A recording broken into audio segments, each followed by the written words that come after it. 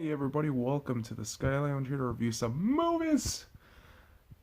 The Lego Movie 2, the second part. So I actually just got home a couple minutes ago from watching this movie, and boy oh boy, what a fun movie. And if you haven't already, if you can't already tell, man, I've watched majority of the Lego movies except the Ninjago one, which I still need to check out. But this movie waited a couple years since after watching the first one in theaters and fell in love with that first movie. And in my opinion, this movie really does kind of break that stereotype of sequels not getting it right. This sequel got almost everything right, in my opinion. So the plot heavily revolves around both mostly the Lego figurine world, where Emmett, the main character, has to somehow save um, the Lego Society from Armageddon, or as they call it, Armageddon,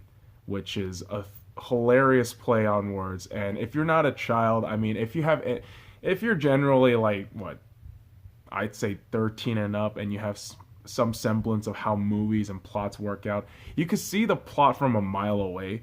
But the way the story ties in both the Lego figurines and the human beings is so charming, it's so well done, and it's so well written. And it's always a huge shout out to Phil Lord and Christopher Miller, who, again, does such an excellent job of whatever context we're watching the movie from. It's still fun to watch. It's so relatable. It's so much. Did I say charming already? But I mean, seriously, this is such a charming, story to just wrap your head around. And yeah, it is a bit mindless at times, but at the same time, it's so fun to just watch these cats all just do their things. And again, writing and screenplay is absolutely key. And again, Phil Lord and Christopher Miller always seems to get their shit right. And to top it off, really, the characters. The characters are absolutely phenomenal. Of course, you have Chris Pratt playing Emmett, and he also voices Rex Danger, I believe. Rex Dangerous, is that his name? Actually, I have to look that shit up real quick. Rex Dangervest. And really, yeah, Chris Pratt voicing these two characters. I mean, again, you could see the whole plot thing from a mile away, but again, it's so much fun to just watch. Elizabeth Banks comes out, reprising her role as Lucy, or Wildstyle, or whatever you want to call her at this point. Will Arnett as Batman, always fantastic. Charlie, is it Charlie Day? Right? Charlie Day. I always try to call him Charlie Kelly from It's Always Sunny in Philadelphia, but Charlie Day, Nick Offerman, Allison Brie. You also have new additions in this cast, Tiffany Haddish. Um, Boy, there's a lot of names on here, and I would read them all off. I mean, Stephanie Beatrice from Brooklyn Nine-Nine, fantastic actress. She's hilarious, by the way. You also have all these small character roles that I really do want to point out, and yeah, minor spoilers ahead. The mother of the children of the real life happens to be Maya Rudolph. Maya fucking Rudolph. Oh my god. Having Maya Rudolph cameo in this movie was nothing short of brilliant, because Maya Rudolph is an outstanding comedian. She is fucking hilarious. And to have her and Will Ferrell as the fucking husband and wife, that shit just fucking blew my mind in that sense of casting. And it was just fun to watch that cast and characters just all, interact with each other, even if they're little voice Lego figurines. But again, the characters made this movie very, very fun, very awesome to watch. Everything is indeed awesome. And when we move on to the visuals, I mean, good lord, shout outs to I gotta look this up here. And again, boys and girls, I have to look this up a lot because I just watched the movie. I haven't really researched any of the details as of yet. So Animal Logic is the animation studio that has done all the animations for all the Lego films. I believe a majority of the Lego films, and they do such a phenomenal job of making what Lego is, right? Essentially, these little toys, and making it toyish but real but fake, and just every part of the visual aspect of what they try to do with these little figurines is nothing short of brilliant. And every time I watch these Lego movies, I'm always surprised how much fun I just have watching these things just interact or just move around or do anything on screen. And the hilarious parts are always, visually always, when the Legos are in real life and they just tend to teeter around, and that shit is just fucking hilarious to watch. And let me just look up the cinematography person here. No, there's no cinematography. Nope, no, fuck that. But hey, again, trying to kind of do this off Wikipedia, IMDb, all this shit. You know, brain's a little fried, and it's very late in the evening. But let's also talk about the music. Shout out to Mark Mothersbaugh.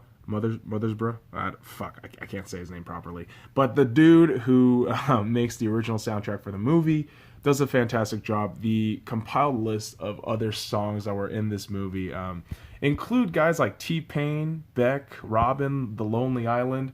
I mean, good lord, people. Dylan Francis actually produced one of the songs for this movie here. And the title of that song is called The Catchy Song. I can't make that shit up. And again, it's just the way how simple stuff tends to be is what makes the Lego Movie series so fucking great. And again, the music was just fun because the Lego Movie, I feel, these two now, they're so predicated on just the simplicity of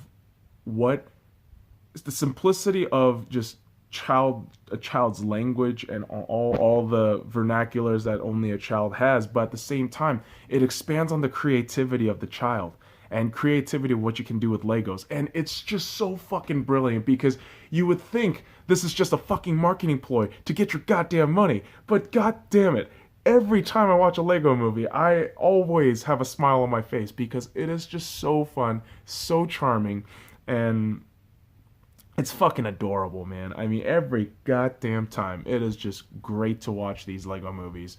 And the other fun part about this movie was the fact that I went to the theater at 9:40 p.m. and there was fucking nobody in the goddamn theater except myself. So I got to watch this movie all by myself in the theater with my phone out, just texting away in the middle of the fucking theater, because, yeah, millennial douchebag doing that shit. But at the same time, it was just fun to just have that environment by myself, react, laugh as much as I want to. And I did laugh a lot. There were a lot of laugh out loud moments.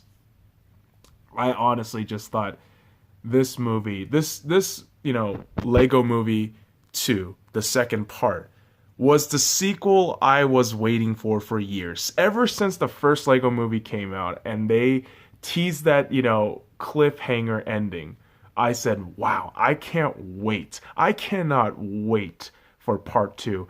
And honestly, I would say this movie blew a lot of my expectations out of the water, and it was so much better than what I would have assumed a second movie would have been.